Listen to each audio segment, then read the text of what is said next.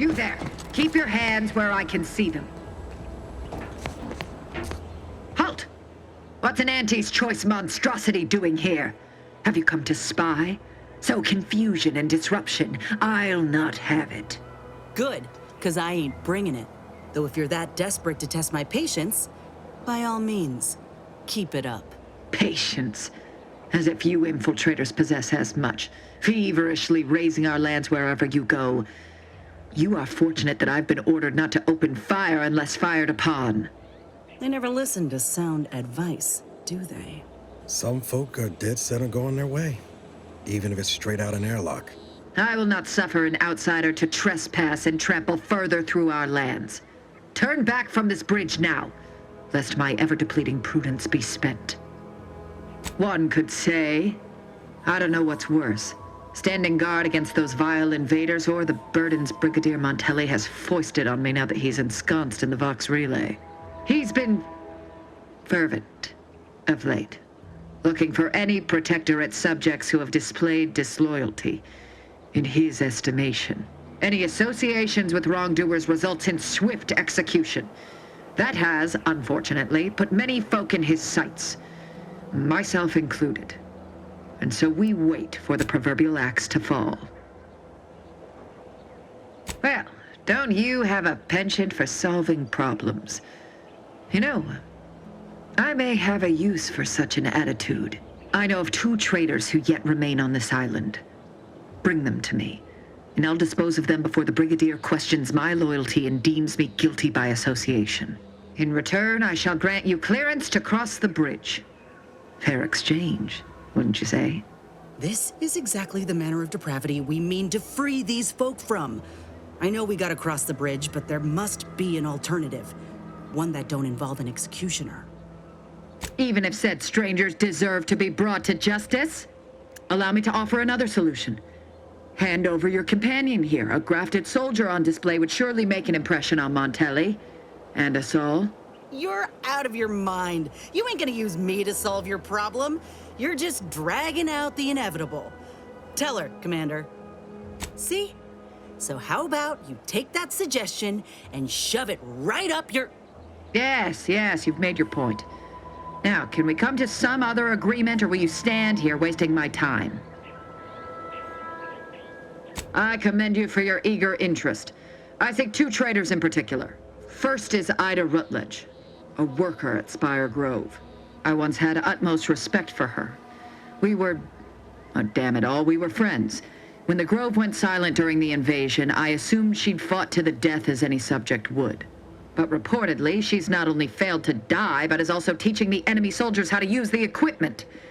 Conspiring against us. Such treachery is unconscionable. Saving oneself at the expense of one's loyalties and one's duty to defend their homeland is not survival, it is damnation. Never would I have imagined she would spit in the face of all our values.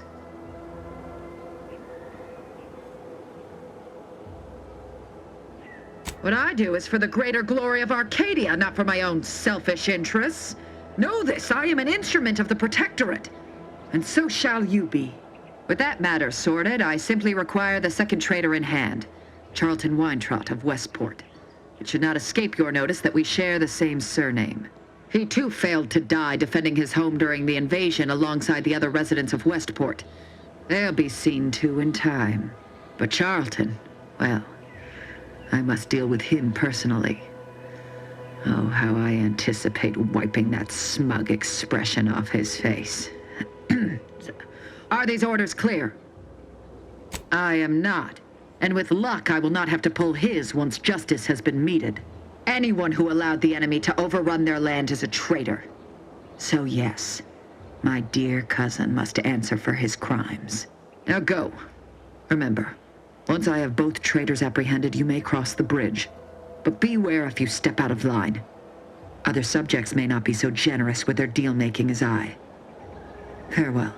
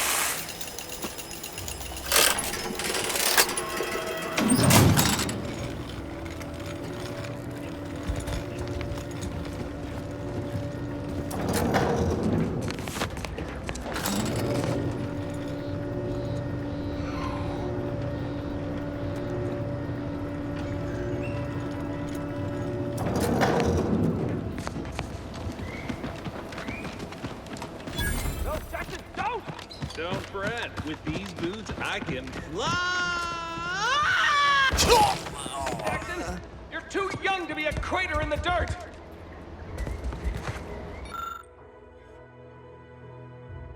Oh, law, I can't believe he jumped that way. Sir, I know this isn't the time, but are they gonna put us to the gallows for this? What? No. That ain't how we operate in Auntie's Choice, Liza. We might be looking at a pretty fierce demotion for losing half our workforce and getting stuck up here, though. Demotion to fertilizer? No. Now cease your jawing. This ain't the time. Hey, you! You down there! Would you mind checking on our fellow? Might he have survived the fall? He thought those boots would make him fly, but they really just allow the user to jump repeatedly. Unless their downward velocity is too great. If so, well, you see what happens. Dying, actually. Dying in a fairly slow, agonizing manner. We've been stuck atop this machine since Ida, one of our new Protectorate acquisitions, had her gray matter scrambled by the height, jumped down, and landed right in its gears. That's right.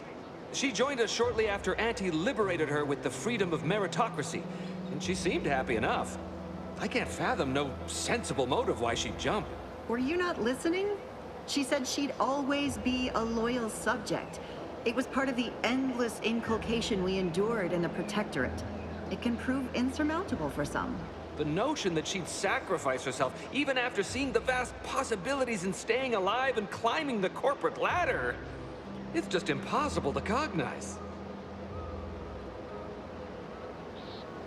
The reason Jackson tried using those plasma thruster boots was to gather a piece of machinery we'd spotted on a little table halfway up the spire. It's a drive overloader. If we install it, we can push the platform's arm hard enough to... well, to grind old Ida out of the gears. Though the power of that overloader will deluge the system and, well, overload the drive and burn it out all permanent-like. But desperate times and all that. So if you were to use them boots to bound up the spire and deliver the overloader to us, we'd avoid the tragic fate of our two former cohorts. What? It's your duty as a subject to... No, Liza, remember, you're not Protectorate anymore. So, what have we talked about? A duties only. Discharged if the disbursement is dutifully deserving. Right. Sorry, I'm just a little flummoxed by being stranded up here. So, bits, stranger. We'll give you bits if you get us down before we starve. Poor Jackson wasn't raised in the Protectorate with a mind for science, and mistakenly thought the word thrusters meant he could fly. So he jumped the opposite way I told him. They're experimental. We'd not laid eyes on them before, but the data we found with them says they were actually designed to let people hop their way up the spire. If you activate the plasma thrusters when you're already airbound, they can give you a fair bit of extra boost. It should let you turn a quick hop into a surprisingly grand vault. What? But that doesn't make any... Look, are you gonna help us or not? Oh, thank the Sovereign... thank you, stranger. We are eagerly anticipating a long life utterly absent of starvation.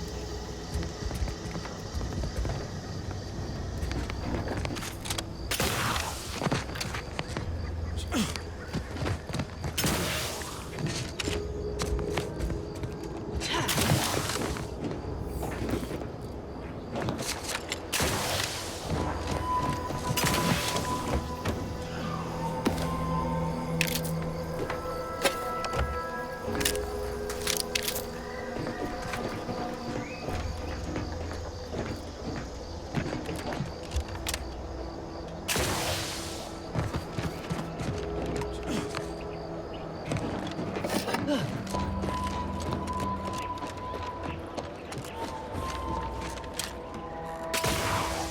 you're by our crop of Brachythecium rutamulum. They're found in bandages and burn tinctures.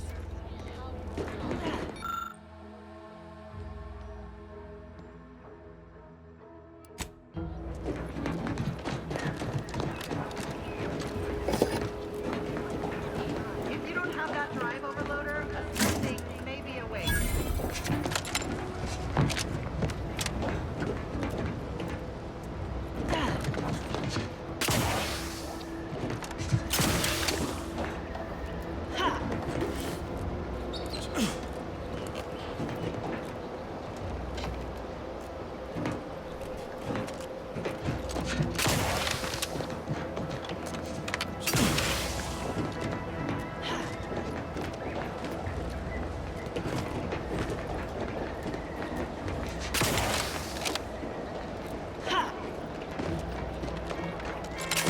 That's it? It was that easy? That was some impressive climbing. Poor Jackson could have learned a thing or two from you. Starting with the right direction to jump, I suppose. Wonderful. Get us down, and I'll happily compensate you in accordance with standard Auntie's Choice urgently improvised extortive standards. We've certainly found our way into a most harrowing circumstance, At least I'm glad I'm not alone. He hadn't been here terribly long, so we weren't particularly familiar. Like me, he was also former protectorate, but he was not raised in Fairfield, so we'd never met before. Still, he seemed like a friendly, kind sort, albeit a headstrong one. Please do hurry.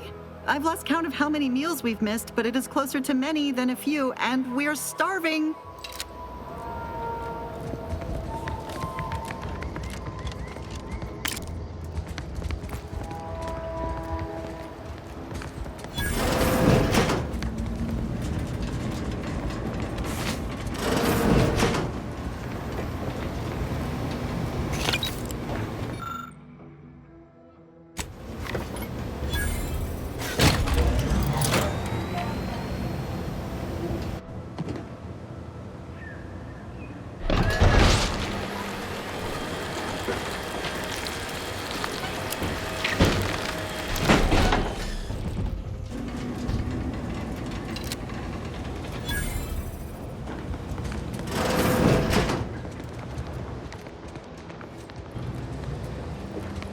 You're really something else, stranger. Thank you for getting us down. Oh, thank the law. I never thought of myself as a vertiginous sort, but being trapped 100 meters in the air will make you reconsider. I mirror that sentiment, to be certain. In fact, Auntie will have to pay me triple if heights are to be involved. And isn't it grand to be in a system that allows me that freedom? I agree with Liza. I'm inclined to keep a few paces from farming equipment from now on. Here's your reward for evacuating us with all our parts intact. I perhaps ain't as awash in currency as I'd prefer, so you can have my helmet as well. It was useful for identifying crops we'd missed in our harvest, but to be honest, I'd like a little distance from plants for a spell. Not gonna lie, my thoughts are plagued by the notion of perishing atop that picker, though I can't reconcile if I'd have starved, parched, or followed poor Jackson to the ground. Ida Rutledge. She was one of the Protectorate defectors underneath me who opted for a rewarding life of self-determinism. Or at least I thought she was. Honestly, I shudder with baffled confusion even thinking of such a thing. But I guess that's the benefit of being reared in a society that values our value. Thanks again for getting us off that literal ledge. Though with our gratitude meaningfully expressed through the requisite bits, I'm not sure we have anything more to discuss.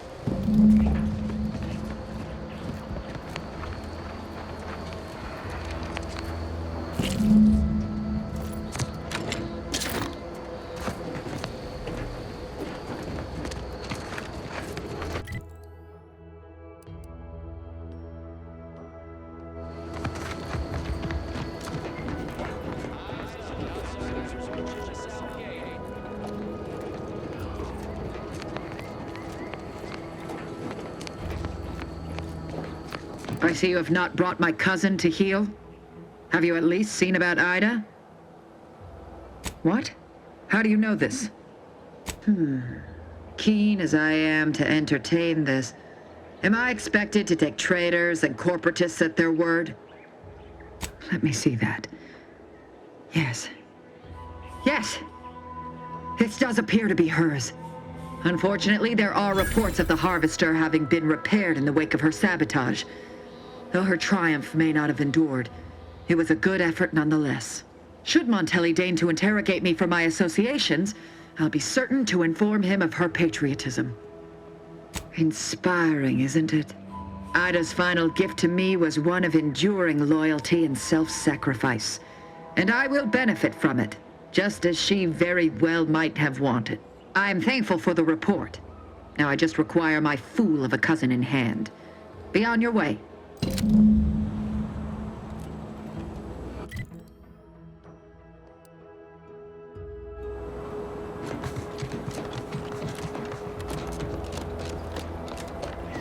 Sabotage or manipulative indoctrinatory force. I hear correctly that you brought us automech parts? Why, thank you kindly, outsider. The matriarch and sovereign chose Eden, the perfect ecotope, as our home, and devised the paradigm as a great way to maintain it. Everyone knows the paradigm Appeared right out of the aether, just as I imagine our proud sentinels do. Like, here I am, your innermost thoughts are known to me, and nobody once hears from you again.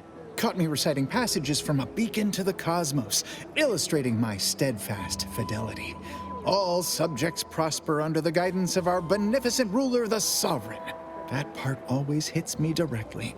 To quote my personal log, an essential passage, rightful and true. Charlton Weintraut. Did I? Not again. Oh, this? It's a birthmark, skin condition, both, about which I am rather sensitive, thank you very kindly. A purple what now? Is that an actual term in use? I don't know. You come in here spouting made-up words and, would a true ally speak so plainly? Or coolly remark with some cryptic double entendre? Straight talk seems more the province of hidden agents, savvily angling to trick somebody. If you were a sentinel, or in some sentinel-adjacent role, I'd of course be honored to have you inspect my belongings. Unfortunately, my house is currently besieged by Crabbles. In any case, back to it. The matriarch chose Eden because she recognized it as You have the gratitude of everybody in Westport, especially me. flora and fauna, the pleasant atmosphere, and rich natural resources represent a fascinatingly complex ecological... Give the order and I'll take care of him, Commander.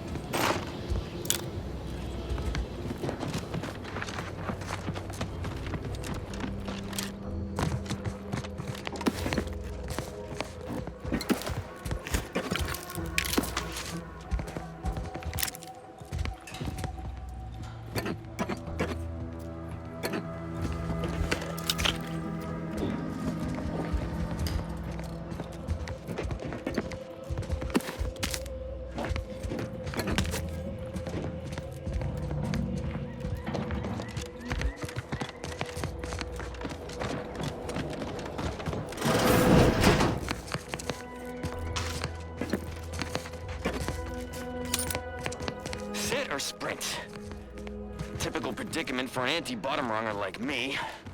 Wish I never snuck in here to begin with. Seemed like a good idea at the time. Nah, it was a great idea. So much stuff for the taking around here. Motherload of loot. Plenty to get me back in the sprag race. Just didn't account for all these crabbles. Real fly in the old ointment. I could just sit tight, live lean off all these supplies, hope the crabbles skedaddle, or maybe open the door and bolt. Seems like a good idea. Nah, it's a great idea.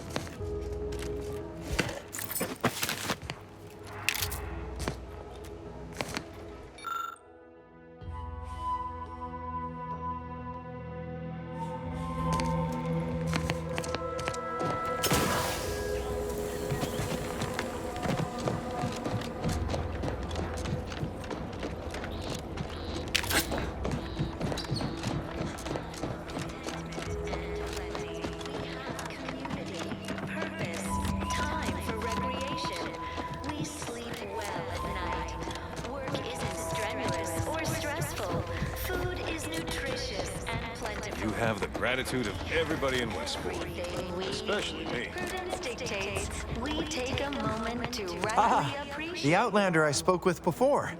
What brings you back around? Why, that's wonderful. I'm actually quite relieved a fellow customer like yourself somehow saw through my carefully maintained act. Others in Westport fail to perceive my true nature. I am hardly one of the herd around here. A reference you'll no doubt recognize from those keen Auntie's Choice commercials. Ha! I am not familiar, though that does sound like one of their products. I refer to the ones for Purple Berry Crunch brand cereal. You likely guessed their influence right off, what with my assertive attitude and all. I laugh at danger. I hand-make my own luck. That character is a revelation. You and I are just like him. Get up and go-getters. Say, did Auntie's Choice send you here? Don't fret, I am exceedingly skilled at keeping secrets. If I am not the person for it, I would be most surprised. Do tell. I normally might, but my cousin, the warden there, freely enjoys stringing up Auntie's Choice sympathizers, and Marilyn would grant no reprieve to family. That seems neither prudent nor wise. I value my neck and do not intend to hang. Why, that sounds like something only a true get-up-and-go-getter would have the sand for. Well, all right then. I will pack my things and head out in due course. Glad this world has folks like you just going around helping people realize their enormous unrevealed potential. I, for one, am the better for it. Give it a little extra added zeal for now, just to offset.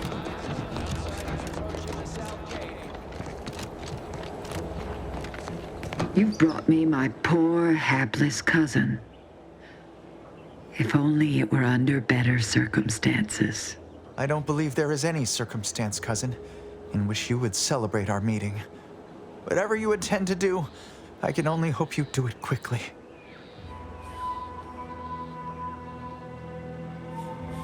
Undoubtedly, all my roads would have led here in the end. I cannot begrudge your actions. I knew full well the type of reception that awaited me. So we're tearing families apart now?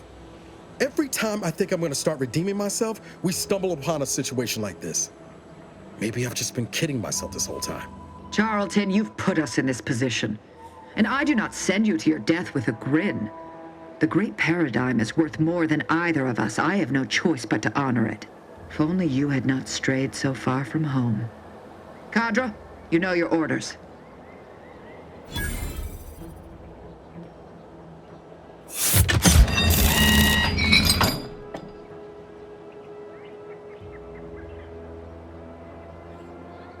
With that, our arrangement is concluded. You may cross the bridge. Remember, there will be no negotiations, no staying of hands north of the bridge. If you step out of line, may the matriarch have mercy on you. Montelli surely won't. Commander, I think you and I need to have a chat. You didn't so much as flinch, handing someone off to the warden to be executed like that.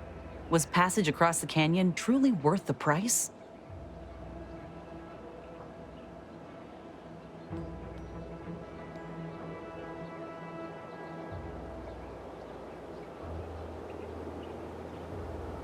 But you didn't explore any other avenue, did you? The Protectorate care nothing for the lives of others. You know this, and still you went and made a deal with them. This is exactly the kind of shit I'm fighting against. Lives being given about as much thought as a dime changing hands. I spit on the notion. This war zone is not your playground.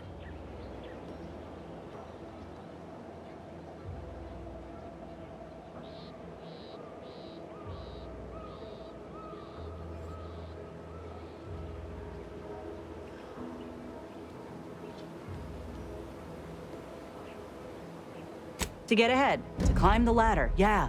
I've heard all of that before. You best think on this, Commander. When you stand back and watch an innocent go to the slaughter, you've picked a side.